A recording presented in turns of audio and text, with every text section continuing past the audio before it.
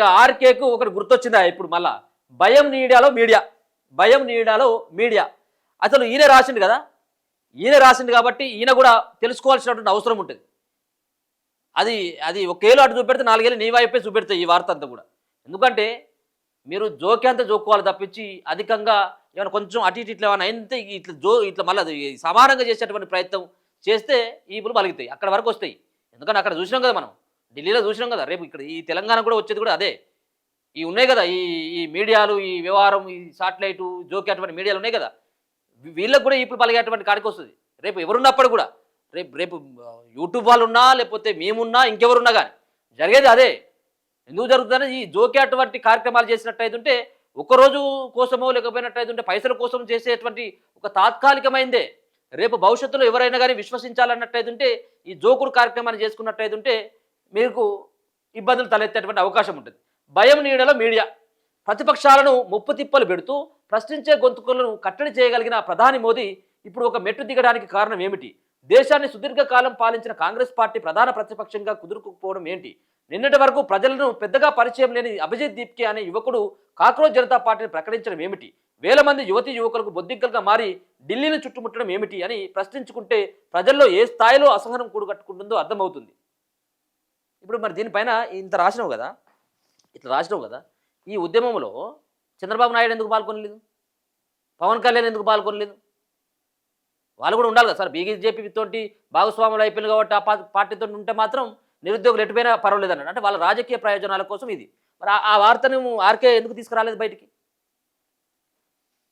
So ప్రజాస్వామ్యానికి మూల స్తంభాలైన 4 వ్యవస్థలు ఆత్మవిమర్శ చేసుకోవాల్సిన తరుణం ఆసన్నమైంది.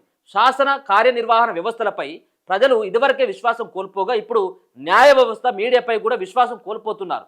శాసన కార్యనిర్వహణ వ్యవస్థలు తమను దగా చేస్తున్నాయని భావిస్తున్న ప్రజలకు న్యాయ వ్యవస్థ, మీడియా వద్ద కూడా ఉపశమనం లభించడం లేదా అని ప్రశ్నించుకుంటే అవుననే సమాధానం వస్తుంది. మీలాంటి వాళ్ళు ఉన్నట్టుగా ఇంక ఈ మీడియా పైన ఎట్లా విశ్వాసం ఉంటుంది సార్?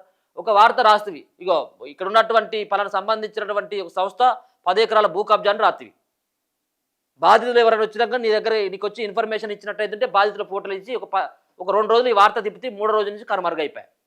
మరి ఏమైంది? ఏ లాలచి కోసం నువ్వు అది రాసినావు, దాని తర్వాత వదిలేసినావు?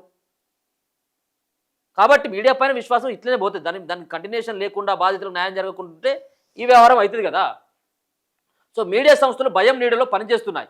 ప్రభుత్వాలను ఎదిరించి నిలబడలేని స్థితిలో ఉన్నాయి. అయోధ్య రామ మందిరానికి ప్రజలు ఇచ్చిన విరాళాలకు చోరీకి గురైన జాతీయ మీడియా పెద్దగా పట్టించుకోకపోవడం కూడా ఇందులో భాగమే.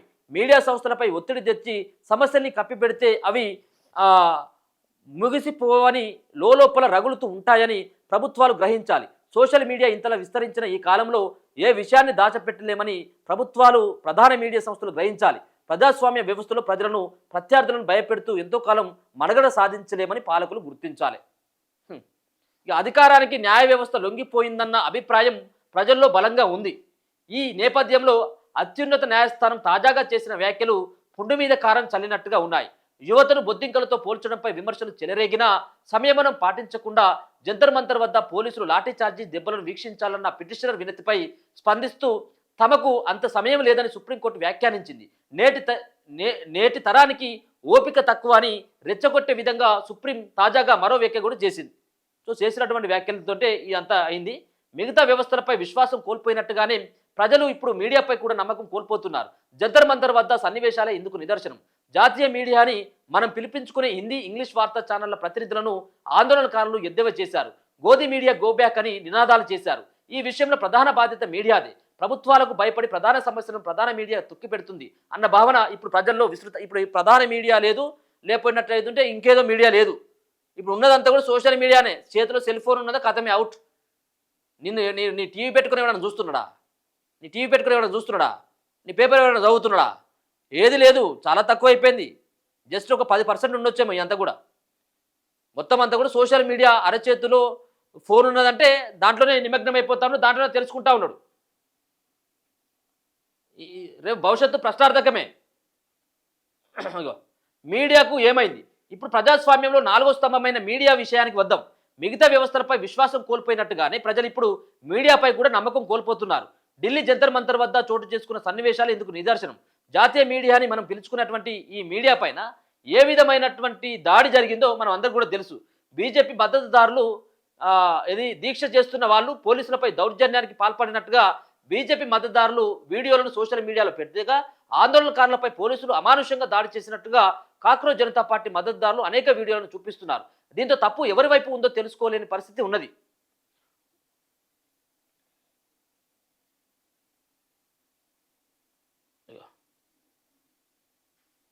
ఇంకా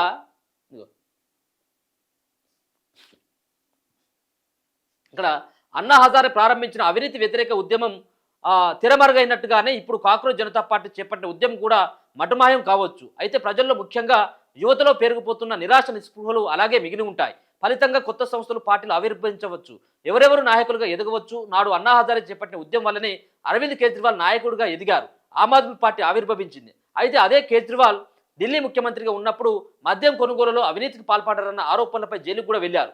కేజ్రీవాల్ అవినీతికి పాల్పడ్డారా లేదా అన్నది ఎప్పటికీ తెలుస్తుందో తెలియదు. అయితే ఇలాంటి సంఘటనల వల్ల ప్రజలు ఎవరిని నమ్మలేని పరిస్థితి ఏర్పడుతుంది.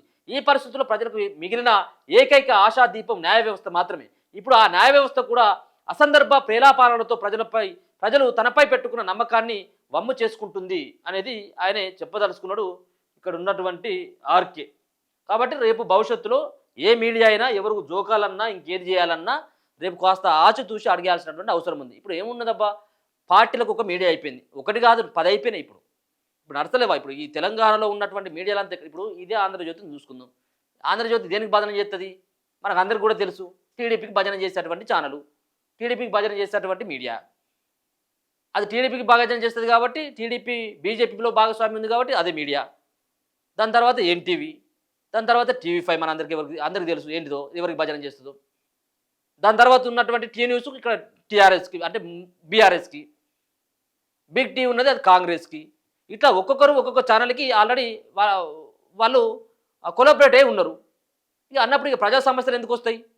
ప్రజా సమస్యలు ఏవి? ఇప్పుడు నిరుద్యోగులు ధర్నా చేసిండ్రు, బిగ్ టీ వాళ్ళు చూపెడతారా? టీ న్యూస్ వాళ్ళు చూపెడతారు. ఎందుకంటే వాళ్ళకి అవసరం కదా.